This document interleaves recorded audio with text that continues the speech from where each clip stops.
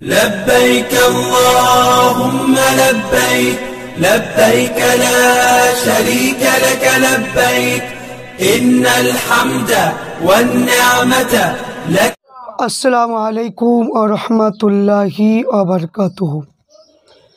আলহামদুলিল্লাহ, সকলকে জানাই আন্তরিক শুভেচ্ছা। রমজান মাসের আজ দ্বিতীয় জুম্মা মুবারক। তো আজকে রমজান মাসের দ্বিতীয় জুম্মা, শুক্রবার, পবিত্র জুম্মার দিন। তো আজ পবিত্র জুম্মার দিন, এই জুম্মার দিনে দুরূদ শরীফ সম্পর্কে একটু আলোচনা করব। ফতোয়া সিদ্দিকিয়া শাহ সুফি নিসারুদ রহমাতুল্লাহ আলাইহির কিতাব থেকে আমরা আলোচনা করব যে দুরূদ শরীফ সম্পর্কে। আল্লাহ পাক পবিত্র কুরআন শরীফের মধ্যে বললেন, ইন্নাল্লাহা ওয়া মালাইকাতাহু ইউসাল্লুনা আলান নবী ইয়া আইয়ুহাল্লাযীনা আমানু সাল্লু আলাইহি ওয়া সাল্লিমু তাসলিমা। যে নিশ্চয় আল্লাহ তাআলা তার ফেরেশতাগণ ও নবী করিম সাল্লাল্লাহু আলাইহি ওয়াসাল্লামের উপর দুরূদ পড়েন এবং বিশ্বের ঈমানদারকে বলো যে তোমরা তার প্রতি দুরূদ শরীফ পাঠ করো। চিন্তা করো যে কাজ আল্লাহ স্বয়ং করেছেন এবং তার ফেরেশতা করতেছেন, আল্লাহ স্বয়ং যে কাজ করবার জন্য বান্দাদের নির্দেশ দিয়েছে, যে কাজের গুরুত্ব কত অধিক, তা মর্যাদা কত অসীম, তা বলে শেষ করা যাবে না। আল্লাহ পাক রব্বুল আলামিন বলেছেন, বান্দা 5 ওয়াক্ত নামাজ পড়ো। আল্লাহ পাক কি কোনো জায়গায় বলেছে যে তোমরা নামাজ পড়ো, আমিও নামাজ পড়ি, তোমরাও নামাজ পড়ো? কিন্তু আল্লাহ পাক বলেছে রমজান মাসে তোমরা রোজা রাখো। আল্লাহ পাক কি বলেছে যে রমজান মাসে আমিও রোজা রাখি, তোমরাও রাখো। আল্লাহ পাক বলেছে তোমরা দান সাদকা করো। আল্লাহ পাক কি কোনো জায়গায় বলেছে যে আমিও দান সাদকা করি, তোমরাও করো? কিন্তু আল্লাহ পাক দুরূদ শরীফের বেলায় বললেন যে আমি দুরূদ শরীফ পড়ি এবং তোমরাও নবীর উপরে দুরূদ শরীফ পড়ো।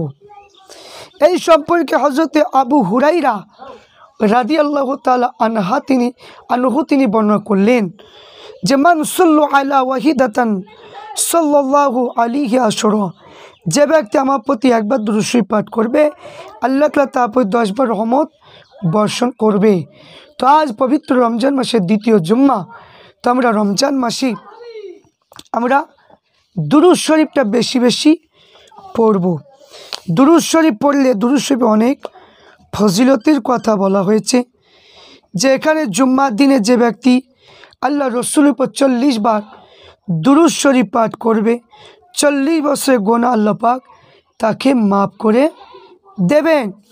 এবং দুরূদ শরীফের জন্য হযরতে জিবরাইল আমিন আলাইহিস সালাম বললেন যে সাক্ষাৎ হলেন, তিনি আমাকে সুখা প্রদান করলে, হে আল্লাহ ইরশাদ করেছে, আল্লাহ পাক ইরশাদ করেছে, হে নবী, যে ব্যক্তি আপনার উপর 10 বার দুরূদ পাঠ করবে আমি তার শান্তি বর্ষণ করবো। আল্লাহ রসুল বলল, আমি আল্লাহ পাকের উদ্দেশ্যে সিজদা করতে কৃতজ্ঞতা জ্ঞাপন করলাম। তাই এই দুরূদ শরীফের ফজিলত এত সুন্দর রয়েছে। যারা বলে যে দুরূদ শরীফ পড়া যাবে না, যারা শুধু দুরূদে ইব্রাহিম শুধু বলে যে দুরূদে ইব্রাহিম ছাড়া পড়া চলবে না, তাদেরকে বলবো দুরূদে ইব্রাহিম ছাড়া, ওটা দুরূদে ইব্রাহিম নয়, ওটা হলো মানে কি যে নামাজে দুরূদ বলা হয়। তো দুরূদে ইব্রাহিম ছাড়া অন্য দুরূদও আছে, অসংখ্য দুরূদ রয়েছে। তো দুরূদ পড়লে কি হবে, দুরূদে কি ফজিলত, এই সম্পর্কে আমি আপনাদের কাছে আলোচনা করছি, আপনারা শুনলে বুঝতে পারবেন। সাআদ ইবনে মুহাম্মদ প্রত্যেক রাতে বিছানায় শয়ন করে নিদ্রা যাবার পূর্বে অধিক পরিমাণ দুরূদ পাঠ করতে। একদা রাত্রি তিনি স্বপ্নে দেখে আল্লাহ রসুল তাশরিফ নিয়ে আসছেন। আল্লাহ রসুল উজ্জ্বল নূর মুবারক তার ঘরে আলোকিত হয়ে গেল। ইরশাদ করলো, তোমার মুখমণ্ডলে আমার সম্মুখে আনো, আমি আচম্বন করব। তুমি অতি মহব্বতের সহিত আমার প্রতি দুরূদ পাঠ করতেছ। তো সাআদ ইবনে মুহাম্মদ বললেন যে ভোরে আমি ঘুম হতে জাগিয়ে দেখি আমার ঘরখানা মিশকে আম্বারের মতো খুশবুদার হয়ে গিয়েছে। বলুন সুবহানাল্লাহ। তাহলে কী সুন্দর কথা, দুরূদ শরীফে কী ফজিলত। তো জুম্মার দিনে একটা দুরূদ শরীফ আমি আপনাদের কাছে বলবো, এই দুরূদ শরীফটা আপনারা দ্রুত মুখস্থ করে আজ কি পড়ার চেষ্টা করবেন। তার আগে আর একটা কথা বলি, আর একটা সুন্দর একটা ঘটনা যদি আপনারা শোনেন তাহলে বুঝতে পারবেন। পূর্ব জামানে হযরত আব্দুর রহমান বলে একজন ব্যক্তি ছিল, এক ব্যক্তি মানে কি সে প্রতিদিন 100 বার আল্লাহ রসুলের উপর দুরূদ শরীফ পাঠ করতেন। তো তিনি কোনো দিন এই আমল কোনো দিন ছাড়েনি, কোনো দিন এই আমল একদিনও ছাড়েনি, প্রতিদিনই 100 বার দুরূদ শরীফ পাঠ করতেন। তো এমন শাহ আব্দুর রহমান মক্কা শরীফে তিনি গেলেন, মক্কা শরীফে তিনি গেলেন রওজা মুবারক জিয়ারত করবার উদ্দেশ্যে মদিনা শরীফে রওনা হবে।